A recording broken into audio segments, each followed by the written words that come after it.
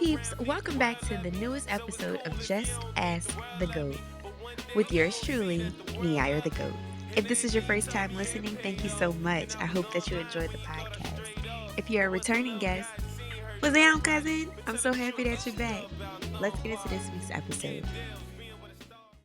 Hey peeps, it's your favorite manifesting cousin Neira, aka Neira the G.O.A.T, and welcome back to another episode of the Just Ask the G.O.A.T podcast, a safe space where I share my tips, tricks, and ratchet life experiences as a full-time creative entrepreneur. Welcome back. Okay, so I'm so happy to be back. Don't worry about where I've been at, just know that I'm here now. That's all that matters. Maybe we'll get into it on another episode. But I'm so happy to be back. And earlier today, I happened to be on a call with a brand that I've been working with. And I forget the name of the team, but it was through a cohort, a small business cohort that this brand is a part of, that they got to have some one-on-one meetings with Target. For potentially being able to get into retail, which is a super exciting endeavor. And I was on a call today on behalf of the brand, and they were discussing packaging. And I was giving this brand some suggestions based on my previous work experience, right? And it reminded me of whenever I worked for a previous company and we were preparing to go into retail our first time. And the first time we actually got an opportunity to present the brand to Target, and how we were absolutely unprepared. I feel like unprepared is like an understatement of just how unprepared we were. And so this podcast episode is going to be entitled Preparing for Increase. So many times as entrepreneurs, as creatives, as content creators, we are always thinking about what's next. We're always thinking about where it is that we want to go, how many followers we want to have, how many views we want to have, how many dollars in sales we want to have, how many units we want to move, what is the next thing, where we're trying to go. But a lot of times we're never quite really doing the work to put ourselves in positions to be prepared for the increase that we're desiring and asking for. And this goes beyond just in the creative realm or the realm of entrepreneurship. This can happen in our personal lives as it relates to relationships or buying a home. But for the nature of the podcast, I want to keep it as it relates to creativity and business. So we're always thinking about what we want next, the next place we want to go, the next milestone we want to reach, the next dollar amount we want to make. And we are not always completely honest and prepared for the increase we're asking for. So let's take it back to 2018. I had just started working for this company. I had joined the marketing team, and it was suggested by the sales director at that time that the new marketing team go on this trip to DC. And we were going to the ubiquitous hair expo. So if there are any hair care business owners or product creators that are listening to this, the ubiquitous hair care expo is something you may want to look into. And it was actually my first trade show type of experience ever that I had gone to. And we learned at that event that it wasn't necessarily the brand's target audience because it was an older demographic. But at this particular event, there were buyers for Target. Now, let's back up a little bit. Even though I had by the grace of God, campaigned myself into this position to be a part of this marketing team, I had never experienced anything like that before. I had never gone to school for marketing. All I had was grit, tenacity, a will to want to win, and all of the job experience I had up until that point. As you guys know, I done had like 30 jobs Most of them were in retail. Even with all of that, I do not think that I was by any means qualified to pitch a brand to Target, especially a brand that I had literally just got hired to work for maybe like a month or two before this. And I don't believe anybody else on the marketing team was quite prepared for an opportunity like that either. So we did our best. If any of the ladies are listening to this episode that actually used to be on the marketing team with me, y'all know where I'm about to go with this. So we had put together this presentation. We had no guidelines. We had no one who even could have told us, because even the sales director that suggested that we were the ones to pitch it, there was I don't know if he had ever pitched an independent brand into a retail partnership before. So there was no framework, there was no template that we knew to follow. We just put together what we could.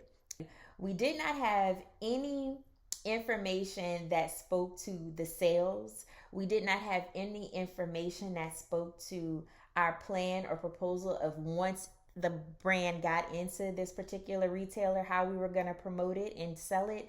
We did not have bottles and packaging that was up to protocol that would match the shelving in retail or anything like that. They're called die lines on products. The logo was a little crooked. It didn't have a barcode on it.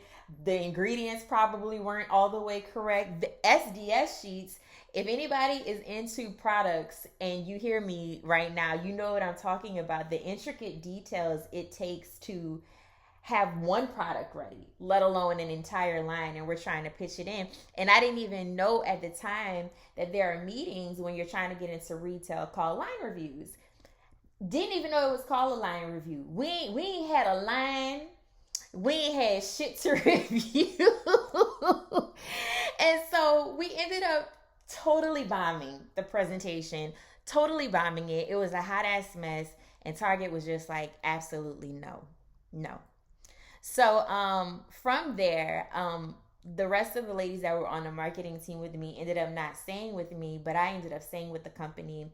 And a year after that, we had a meeting to get into Target, and we were able to get into Target. And I believe when we first got into Target, we were granted like 260, 280 stores, something like that initially. And when I think about the amount of preparation that still needed to happen from the moment where we failed that presentation to the moment when they told us that they wanted us to have us in retail, all I could do was laugh and shake my head, because like I said at the beginning of the podcast, so many times we are so excited, and it's like we can see the vision, we can see where God is trying to show us where the business is going to go, where the idea is going to go. But so many times we get wrapped up in the dreaminess of it that we don't realize there is a lot of work and a lot of preparation that has to go into preparing ourselves for the increase that we're looking for, preparing ourselves for the success that we're looking for. So real quickly, because this podcast won't be too long, I want to go into how do you prepare yourself for success? How do you prepare yourself for the increase? And I'm just going to share something with you guys that is not new. I'm sure any success book that you read or have already read, or any corporate environment that you've been in, has told you the importance of SMART goals. SMART is an acronym that stands for specific, measurable, achievable, relevant, and time bound. And so the S in SMART goals is about being specific. So how specific are you really being? What needs to be accomplished with this goal? Why do you want the increase? Why do you desire this certain success? Why do you desire this certain outcome? And what steps actually need to be taken to achieve it? Like, it's really easy for us to say, oh, I have this great idea. I want to come out with this t-shirt line. For instance, and no shade to my friend, I was having a conversation with a friend of mine the other day who is a former fighter. And he mentioned that he wanted to put together um like an ebook, a template for other people that are interested, because when he's in the gym, even though he doesn't fight anymore, when he's in the gym, people ask him about his workout routine.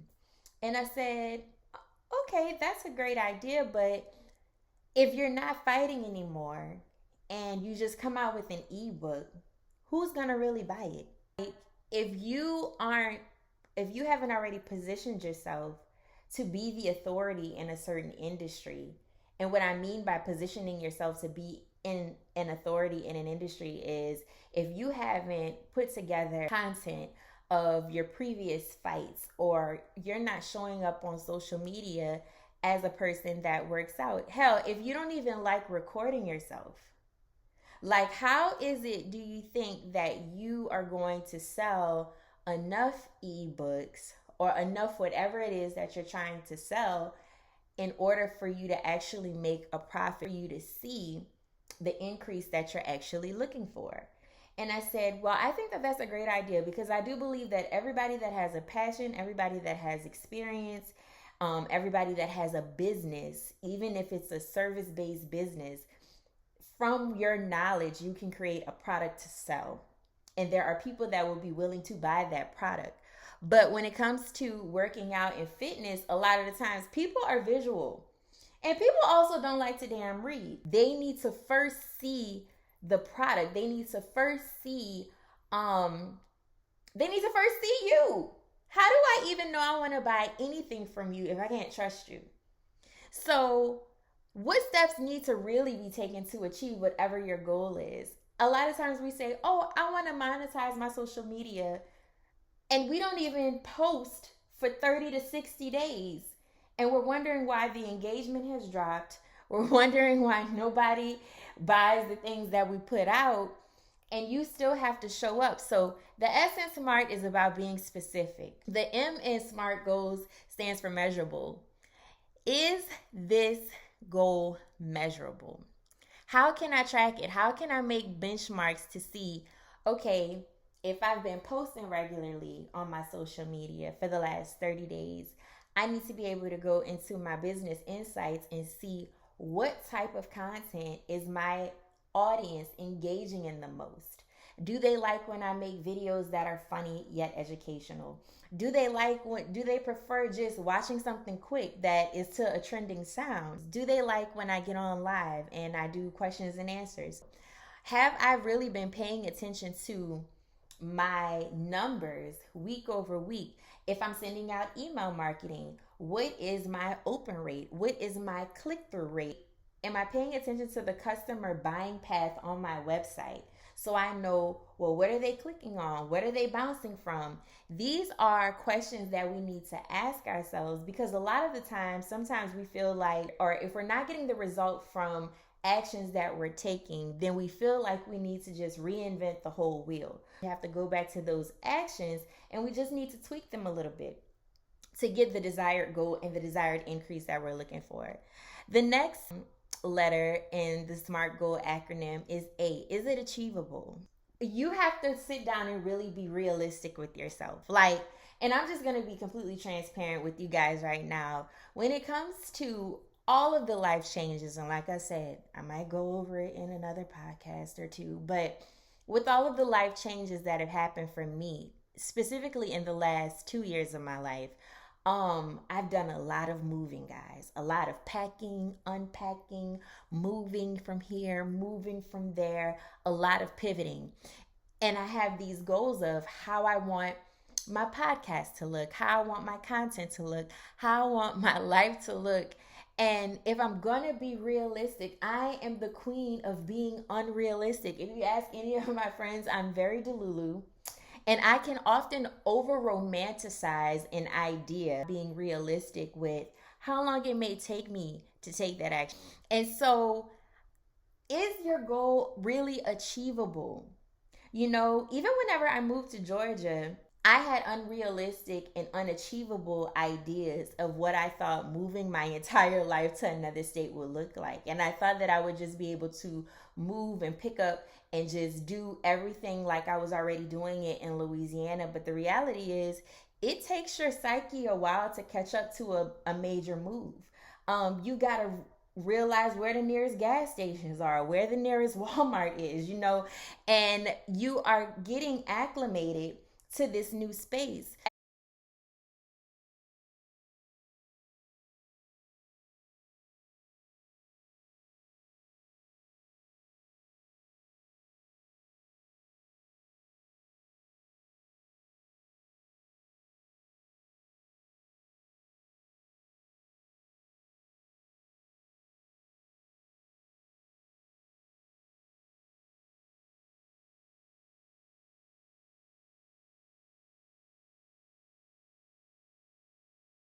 All of the things that you didn't account for.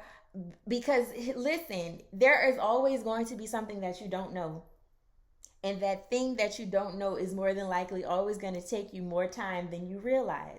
The R in SMART is for relevant. Why are you setting the goal that you're setting? Let's say, for instance, you have an app, right? And you know that apps tend to drive huge customer loyalty, or you have like a loyalty rewards program for your company, and you know that that tends to drive customer loyalty, and overall it is going to drive the number of users of that app, or it's going to drive the amount of customers that actually visit your website through targeted social media campaigns or targeted email marketing. And it's going to continue to grow the amount of users for the app, or continue to grow the amount of people on your email subscription list, which will ultimately increase the profitability of the company. So we want to make sure that our goals are relevant. What is the big picture? We don't want to be doing things today that really won't matter tomorrow. I have been meeting um, over the last couple of years as a creative entrepreneur and consultant for small businesses. I talk to a lot of them, and a lot of them are just doing shit that doesn't even matter. Like, you're so concerned about the most nitpicky things when it doesn't matter. Like, I remember using the example, the previous company that I worked for, everybody knew, or everybody was anticipating what the next big piece of content was going to be, coming from that brand. And by the time I left, content was costing us into the six figures, right? But when that brand first started off, they were making like shitty videos from their iPhone and ugly costumes from Party City.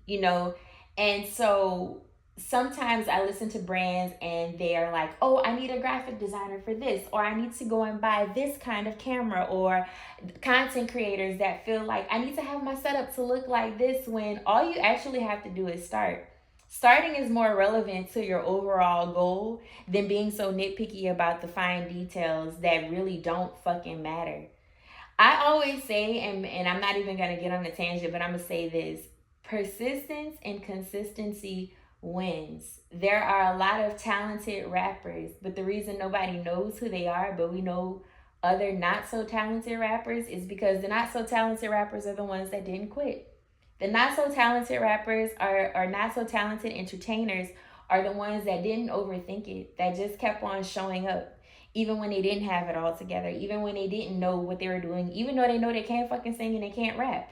They kept showing up. Whereas there are a lot of you that are listening to this podcast, and myself included, sitting on the gifts that you're naturally good at because you're waiting for everything to be perfect. And that's just not realistic. So, again, the R in SMART goals is relevant. Is this relevant to the overall picture? Is it relevant to why I'm doing what I'm doing, and the overall reason of why I want to increase the business? And is it in alignment with me preparing myself for the increase that I'm looking for? And the last letter in the SMART goals is T, which is time bound. And this is to properly measure success, making sure that you and your team or anybody else around you is on the same page as it relates to the timeline of how you want to do things. SMART goals should always have time related parameters built into them so you can stay on track with the designated time frame of when you want your goal to be complete. So, if for whatever reason you have a certain amount of sales that you want to make by the end of, we're getting ready to close out the second quarter of the year before you know it, have my goals been in alignment for me to reach the number that I set in mind at the top of the second quarter? And if not, how do I pivot? It's so important to make sure that you put a time frame on your goals. Your date, putting a date on your goals gives you a target. And even for whatever reason, if you don't meet that specific date, it still gives you an opportunity of how you can improve. Or it allows you to go back to being a little bit more realistic on whether or not that specific time frame for that particular goal is actually achievable. But if you don't put a time frame on it, then all of these other questions and variables do not get answered. That is just the brunt of it, the quick of it, the gist of it. It is so important that we are remembering that proper preparation prevents poor performance. So prepare properly and make those goals SMART and prepare yourself for the success and the increase that you and I both know you deserve. Thank you for listening. Hey peeps, thank you so much for tuning into this week's episode. I hope that you were able to find a jewel that you can keep with you every day or put it in your back pocket for a later date. If there are any topics that you'd like for me to discuss on the podcast, please feel free to shoot me an email to Neira the G.O.A.T @gmail.com. Remember to like this episode, share it with a friend, leave a comment, give it a rating, whatever floats your boat. Go forth, be great. Always remember what you're seeking is seeking you too, and everything that you need is already within you. So go within.